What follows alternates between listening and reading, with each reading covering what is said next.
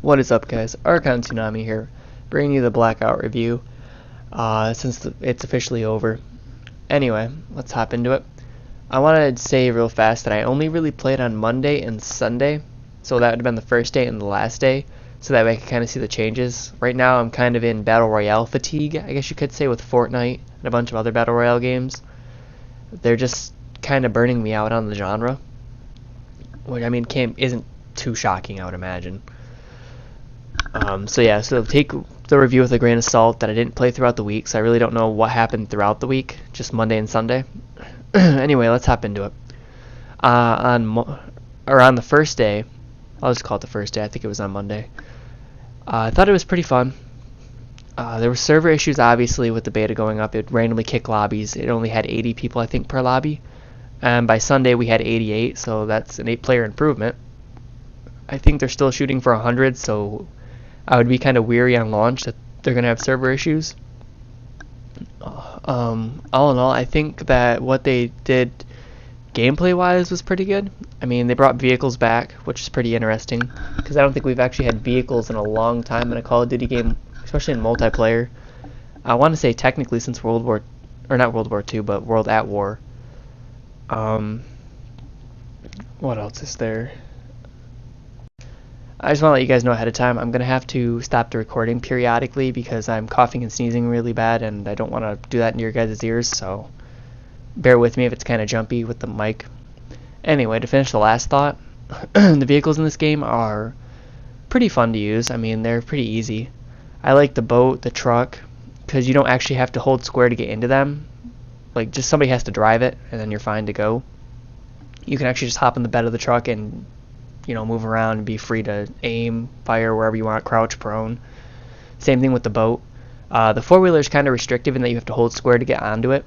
And I ran into a bug when I was doing that where it was causing me to not be able to get off the four-wheeler, and it would just swap seats a million times. Sorry about that. Okay, guys, let's talk about map and kind of the graphics. The map's pretty cool. It's made up of old Treyarch maps from both the multiplayer and the zombies.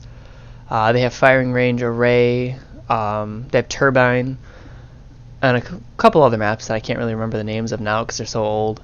But they also have a few zombie zones, which was pretty interesting to me that they would include that. They also have the ray gun as an Easter egg. I didn't actually get the ray gun, but I did get shot by it once or twice. It was pretty interesting. It didn't seem to have any drop off like most of the guns do. So yeah. Anyway, the map, let's talk about the graphics. There's something weird about this game, and I don't know if it's just the graphic design of the game itself, because Black Ops is usually this weird, like, I don't know if it's colorful, or it's almost like a crayon effect, or a marker effect, or something like that, or a shade effect. I don't know how else to describe it. But for whatever reason, I was having trouble seeing things off in the distance with this game, where it seemed like it rendered at a lower resolution, therefore like my brain couldn't pick it out, couldn't decipher between the up close resolution and the far away resolution, which is really weird to me. So I would have trouble seeing things, and like even now, like I'm having trouble like keeping the distance and paying attention to what's up close. It's almost like the trees are rendered weird. It could just be a me thing. It's highly possible, but I've never had this issue with Fortnite before. I thought it was really weird. I was having this problem with Black Ops. Like, it seems like the further and further away, like, you get away from something, like, the lower the resolution is on it, so it's harder to decipher and pick out. I don't know. Maybe it's just a me thing. But anyway, I just thought I'd bring that up. So maybe, I don't know if they can fix the resolution on it or something, or it might just be just how the graphics look for the Black Ops games compared with, like, on a giant scale, you know, with distance and all that, draw distance. It's hard to say. Probably just me. Let's go ahead and hop into the next topic. Okay, guys, let's talk guns. The first day, I thought guns were pretty well balanced. It seemed like the SMGs kind of out-dominated the shotguns at close range, which is going to happen. It's just how the game works, I guess. Even in multiplayer, that's how it works. There were some cases where the shotgun could one-shot you. I think that's if you didn't have like armor on, or level 2 armor at least. I'm pretty sure anyway. and it wasn't a headshot. And like if you have like the armor levels are kind of weird. Like armor 1 I think is 25 damage reduction to anywhere on the body except the head, obviously. Armor level 2 is 50%, and then armor level 3 I think is 50%, but now it protects your head as well. And armor 3 is so rare that you won't ever really come across it for the most part. It's super rare. So keeping that in mind, shotguns are going to be kind of weak. I think SMGs are going to be kind of the dominant up close thing because of that. They were pretty dominant in mid-range too, I think, until the last day, and then they kind of weren't dominant anymore. I don't know if throughout the week they decided to nerf SMG range and bullet fall off and all that, because it seemed like at mid-range I just couldn't land a shot with the SMG, and the moment I swapped to my assault rifle it kind of went away. And I was able to kill things with the assault rifle at ranges I was killing things with the SMG on the first day. Which to me kind of says a lot. They want snipers to be the long range. I'm guessing they don't want anything to compete with them. Like assault rifles and all that will not probably compete with sniper rifles. SMGs are going to be kind of competing with shotguns. I mean, that's kind of going to be interesting. You have equipment like you see here. I got hit by the Molotov and the 9-bang. The 9-bang is just misery because you can't do anything if you get hit by it for a couple seconds. And you're pretty much guaranteed to die if the person's right on top of you when they threw it. Molotov, kind of the same thing, I think. There's grenades, there's sticky grenades, like what the Ruin, I think, uses as its tactical grenade. So it explodes and turns into mini nades that then explode as well. I'm trying to think if there's anything. I think there's the grapple gun, the sensor dart, stuff like that, you know, from the multiplayer. Combat axe. They have perks as well, which basically just affect how you see like resources, how you heal, all that stuff, how you can see enemy equipment. So I mean, you do have perks, and they kind of disappear after a certain amount of time. I think that's it for equipment and loadout and all that. Yeah, I think that's it. They do have a pretty good sub menu, I guess, that like if you push up on the D-pad you can kind of like quick swap all your stuff, so you don't have to hit start and then go into that menu and swap everything. I think that's really neat. I guess we'll categorize that under guns and weapons because it's used to move those around. It's a pretty neat little UI. You use square button to place everything. Okay. Moving on to the next topic. Let's talk about healing next. Healing is where this game kind of sets itself apart from other Battle Royale modes, in that you can actually move around while healing. I know Fortnite you can't, I don't think you can in PUBG. I think this is one of the only major Battle Royale games out there that you can actually move around and heal. And it's really nice being able to do that, especially because, you know, with all the sliding around and fast engagements and that, it would suck to have to, you know, try to go prone or something behind a counter or behind a tree and try to heal and hope that the person doesn't run up on you. I think it's really nice that you can kind of set up your next engagement by healing and kind of like trick that person maybe into lowering their guard, thinking that you're low HP. If you had a trauma kit or something, and then you jump back around with 200 HP and have more HP than them and just mess them up. Pretty much, I'll go over the different heal packs. I think there's a sim pack, which heals 25 and it takes like a second or two. The med kit, I think, is like 3 seconds. And then you have the trauma kit, which is a full heal that actually gives you an extra 50 HP as well. And that's like 4 to 5 seconds. So you pretty much see why it's important for us to be able to move around while healing.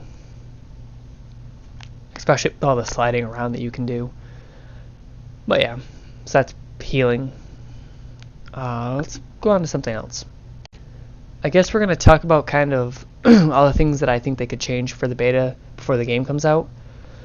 I could definitely change how the pickup system works. I think that they should make it so ammo just automatically gets picked up by running over it. I don't think it would hurt anything to have that. Same thing for medkits.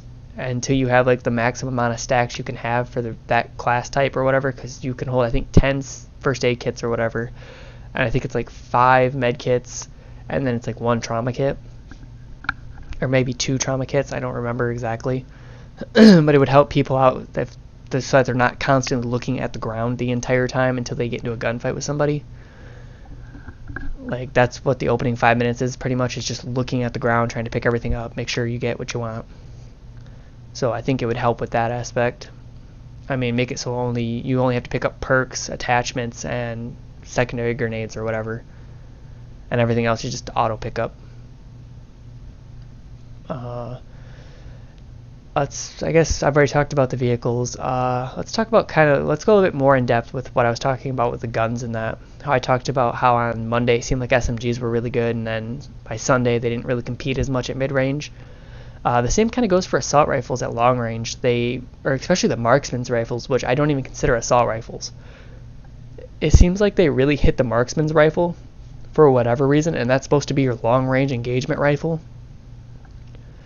I don't know why they did this. I don't know if it's a bug maybe, but they definitely need to make the damage fall off on a marksman's rifle be a little bit less than what it is, because the bullet drop on it is just insane. Like, I could understand not wanting the ICR, to be a full map gun, or the Vapor, because they're full auto. Usually a marksman's rifle is a single shotgun, or it's a 3-burst, and there's no reason why it can't compete with, a sniper rifle at long range. I'm not saying extreme range, I'm just saying long range. So then you'd have, SMGs, shotguns up close, assault rifles at mid-range. You're like a swordfish here, I believe, is a marksman's rifle. The auger is a marksman's rifle. There's a couple more that I'm not remembering, but just have those compete at the long range with the sniper rifle, and then obviously the sniper would win out at extreme ranges for the most part. So yeah, that's pretty much the Black Ops beta in the books. I enjoyed the rest of it. I thought it was all pretty well done for Call of Duty. I mean, I'm not disappointed with them. I thought this was going to be way worse. I didn't think the servers would hold up at all, and they held up pretty well. Outside of a few times where, you got kicked because there was too many people and it couldn't handle it. I am worried about launch, though, when everybody gets the game, because there are people that didn't play, obviously, in the beta that will be playing, and it's just going to be one big mess to see who can stay connected. Other than that, I think it's going to pretty much go smooth. I hope they buff the marksman's rifle a little bit so it's a little bit more competitive with the sniper rifles. Yeah, all in all, pretty good beta. Better than the multiplayer beta.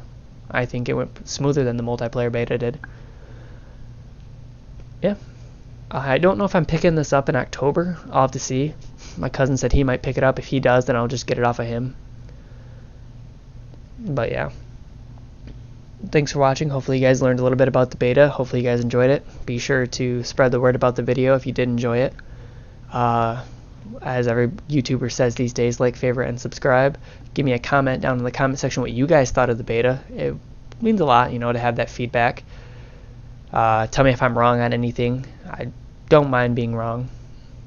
Maybe you guys experienced something different or had a different take on it. It's always nice seeing other people's takes. Yeah.